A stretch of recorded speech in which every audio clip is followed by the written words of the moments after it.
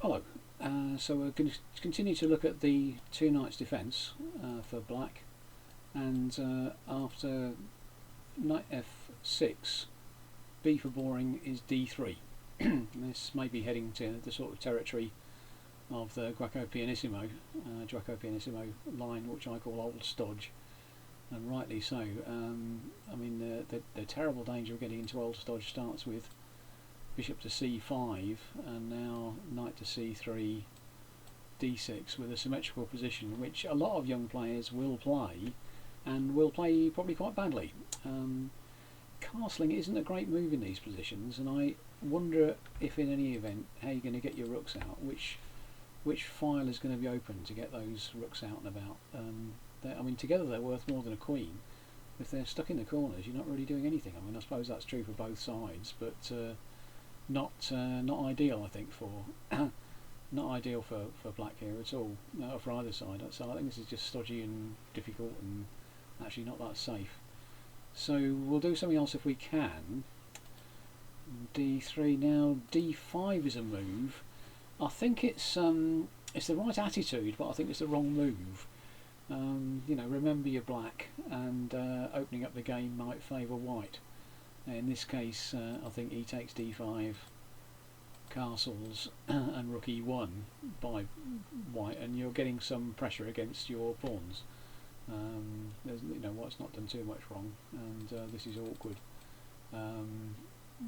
So you know, white's castled, and you haven't. I don't think it's so. I don't think this is so good for black. So d5, right attitude, wrong move.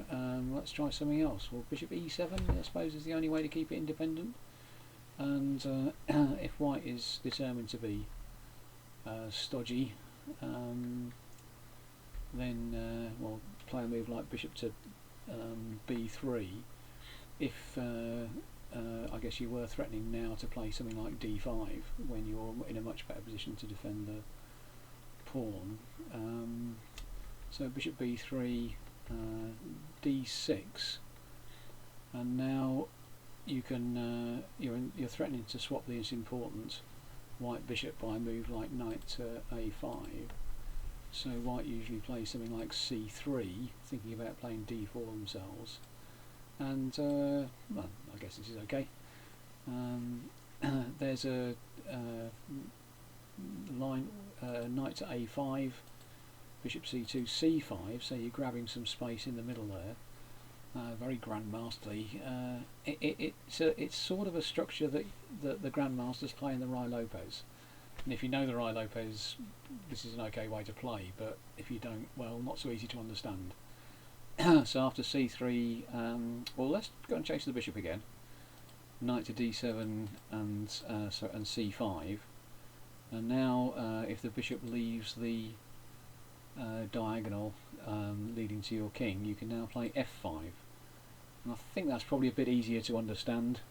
You've got good development, and you're starting to find an open line for the rook and put a bit of pressure on white's position. I mean, it's no more than equal, but I think it's a little bit more fun than playing old stodge. Hope you get on okay with it.